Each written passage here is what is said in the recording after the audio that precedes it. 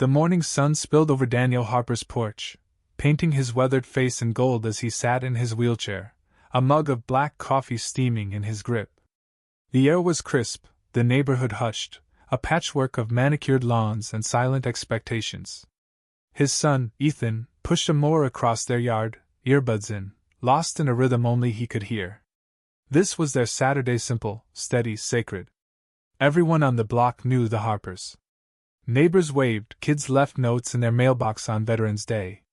Daniel didn't seek attention.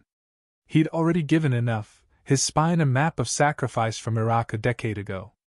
His legs hadn't moved since, but he never complained.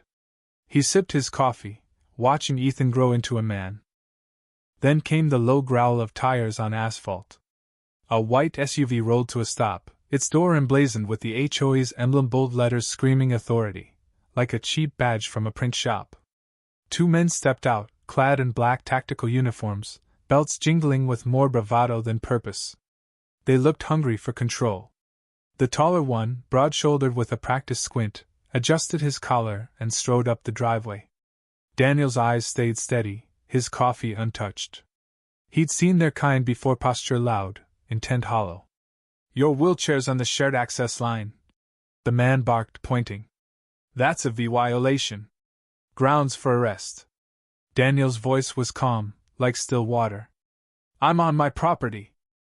The second man, wiry with oversized sunglasses, stepped closer. "That line's community property.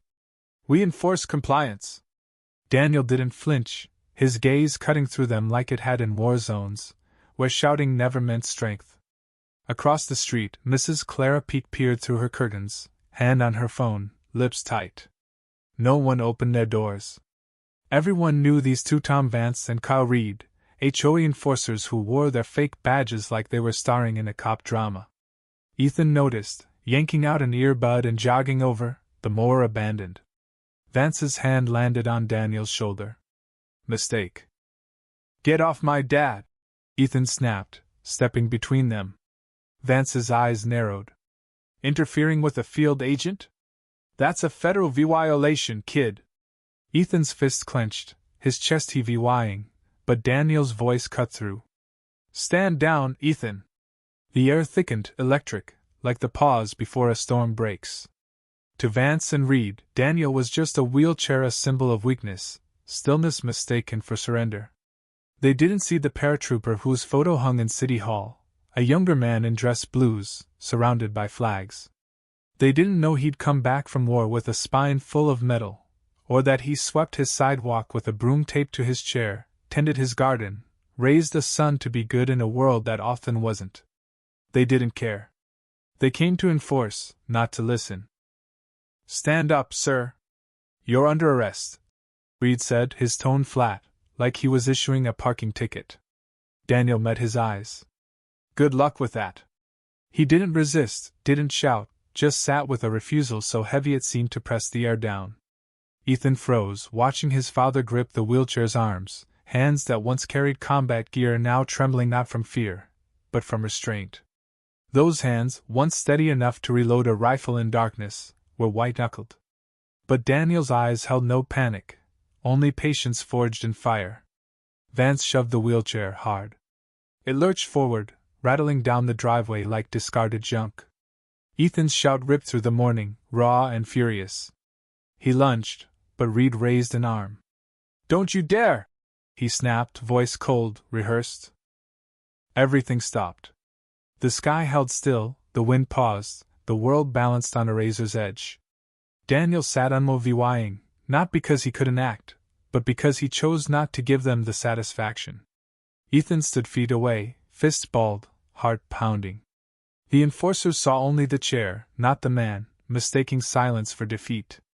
But that moment, teetering on the brink of something irreversible, carried a weight that would etch itself into the neighborhood's memory forever. Reed's hand hovered near the cuffs on his belt, fingers twitching with unearned power. His sunglasses slipped, revealing eyes glinting with control. He wasn't asking anymore, was ready to escalate, certain Daniel was just another name to check off.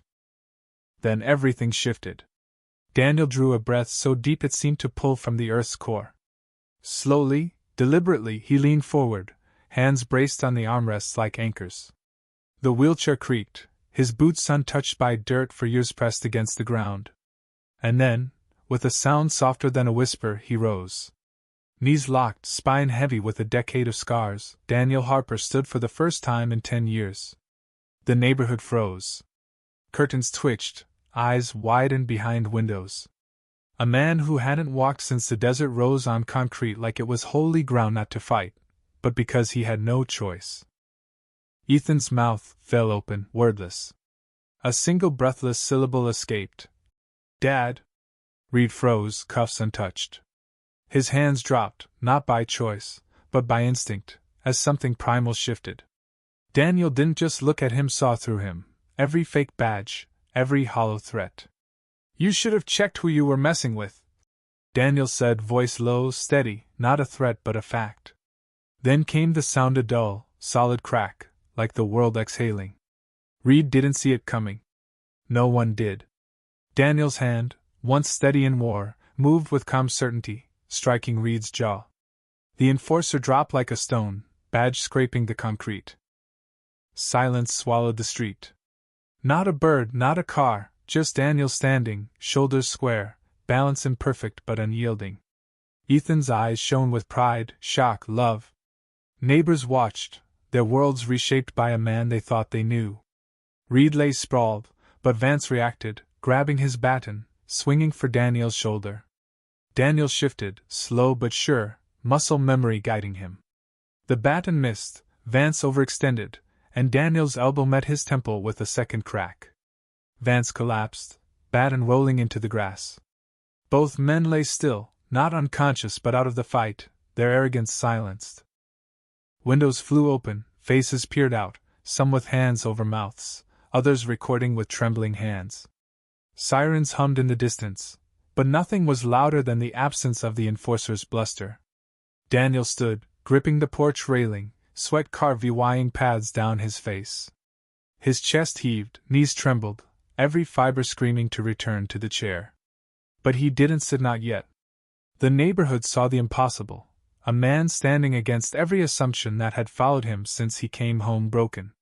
His stance, uneven but resolute, shouted what words couldn't: strength doesn't always roar, sometimes it stands, scarred and shaking, but unbroken.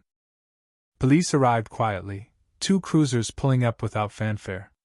Officer Bennett, silver-haired and calm, stepped out, scanning the scene, 2 enforcers down, badges askew, Ethan, fists still clenched, neighbors watching in awe, and Daniel, standing, breathing hard, gripping the rail. "What happened here?" Bennett asked. Daniel's answer was simple. "I did." No pride, just truth.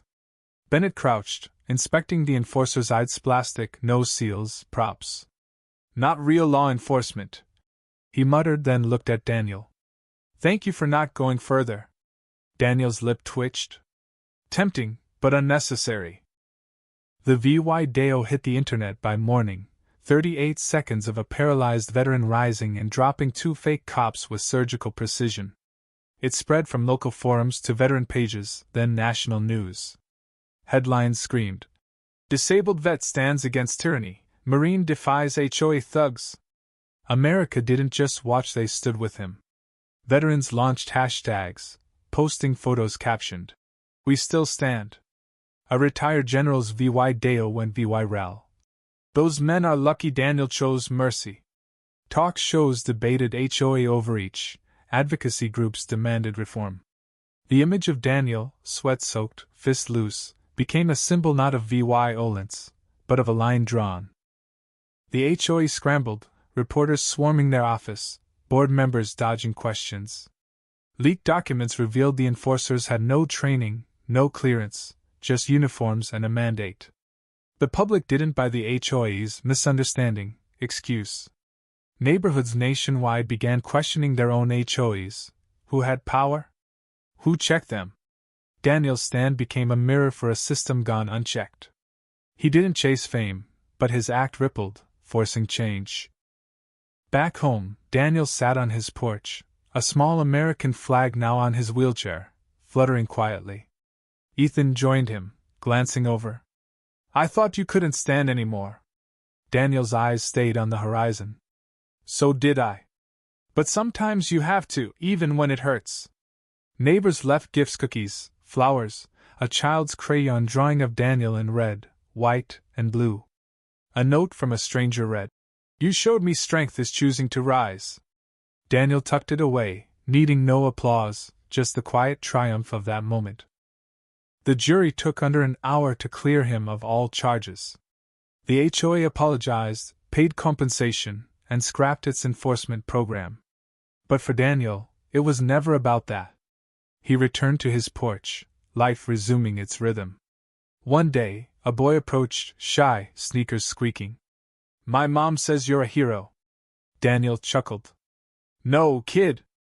I'm just a guy who couldn't sit still when people forget how to act right." The boy nodded, not fully understanding, and walked away. Daniel sat back, the flag rustling behind him. He hadn't stood again, but he didn't need to. He'd stood once, and that was enough to remind a nation, strength isn't about walking, it's about why you rise.